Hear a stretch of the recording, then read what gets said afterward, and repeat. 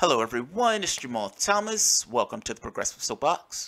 So every time I see a story, every so often I see a story, and I smile. It's one of those unexpected things that you know that takes place that somebody finally gets caught for and somebody is finally prosecuted for. Take a look at this. This looks as if it's actually a movie, but this is actually real life. This looks like something you see on television, like The Wire. There's another cop show that used to come on. I can't think of the name of it.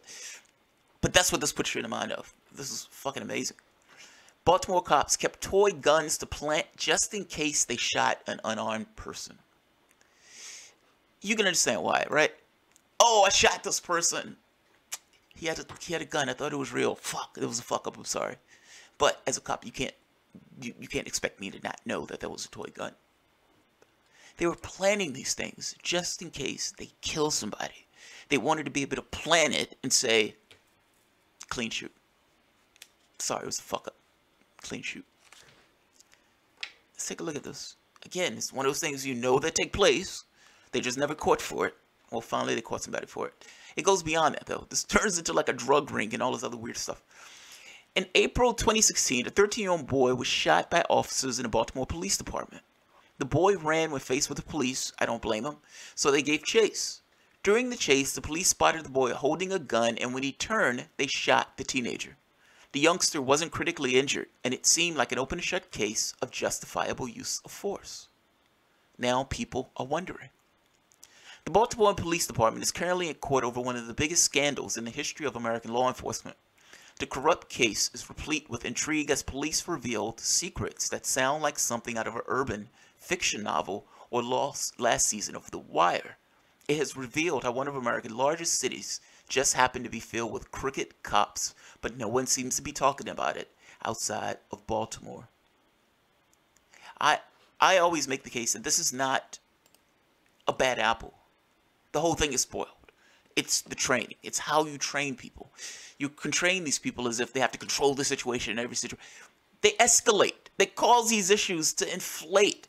And I gotta be honest.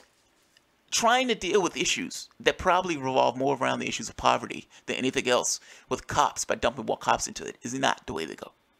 I'm just saying, you're asking those cops to do things that those cops are not supposed to do, which creates more tension in the situation. Deal with poverty. Deal with poverty. Stop putting people in prison for smoking plants. Stop putting people in prison for drugs in general.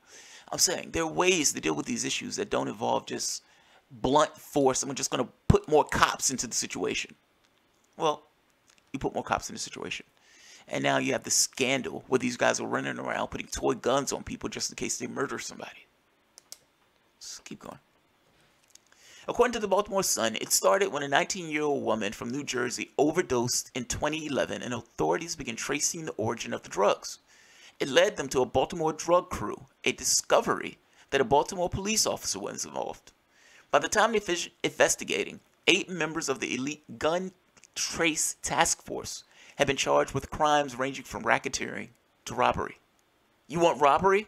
How about a story of corrupt squad stopping a drug dealer doing a traffic stop and robbing him of $6,500, then going to the man's home without a warrant and taking another $100,000 out of a safe? Sergeant Wayne Jenkins would ask suspected drug dealers, if you could put together a crew of guys and rob the biggest drug dealer in town, who would it be? If you're interested in police targeting regular citizens, then you should read about the Maurice Ward had a technique of driving fast at a group of people, slamming on the brakes and chasing whoever ran. Perhaps you hear of how Jenkins believed that all young men with backpacks were dope boys, or people who drove Honda Accords with tinted windows. And then there's the revelation that the supervisor of the unit instructed officers to carry a toy gun just in case they found themselves in a jam and needed to plant one. When one of the officers, Marcus Taylor, was arrested, officials couldn't figure out why he had a toy gun in his glove compartment. These revelations aren't speculation. 6 of the 8 indicted officers have already agreed to cooperate with federal law enforcement agents and are testifying in open court. An officer who was scheduled to offer evidence against the crooked cops won't get to do so after he was mysteriously shot in the head with his own weapon the day before he was set to testify. I know what you're thinking. After the death of Freddie Gray and the discovery of multiple officers who planted drugs on suspects, the Baltimore Police Department is one of the most corrupt departments in the country.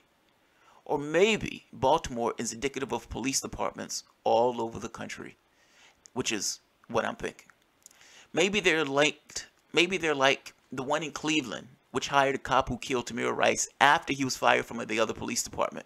Or like the South Carolina state trooper who said he shot a man because he was moving erratically while reaching for his wallet. Or perhaps the paid police informant planted cocaine in a store owner's shop. It's not the Baltimore cops. It's cops. He's right. He's right. They'll shoot you in the face in front of your infant daughter. They will choke you to sleep for selling cigarettes. They will shoot you in the back for walking away.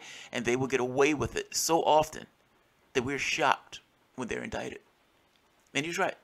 I looked at the story, and it's like the amazing part of the story to me wasn't that they were drug dealers, wasn't that they were drug running, wasn't the racketeering and the robbery. It was the fact that they were indicted. Imagine how sad that is. It's not the crimes that you expect these guys to commit. It's not the crimes or the racism or the way they treat the civilian population because they know they're going to get away with whatever they do. It's the fact that for once, for one rare sparkling moment, they were indicted. They're not special in Baltimore. Cops are cops. This is cops all across the nation. When they were doing these reviews, like in Ohio, after they killed, what was it, Tamir Rice? I believe it was Tamir Rice. It wasn't Tamir Rice. I can't think of his name. But when the Justice Department did a review of these states, and they found, hey, these guys are pretty racist, and they target certain demographics. That wasn't just them. It was multiple police departments. When police departments themselves put out this thing, one of the major police unions put out the story saying, maybe we need to start training our people differently. And I read this, one like, yeah, maybe you should. Maybe you should.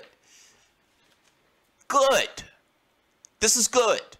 There needs to be more of this. There needs to be more of a leash on these people as opposed to putting these people out in the public and allowing these people to go gallivanting around, abusing the citizenry any way they see fit. This is a good day. This is a good day. Put them in prison. Yes. That's a start. That's a start. Shocking. That's a start. I'll put the story at the bottom so you can read it for yourself. All right, guys. Have a good one.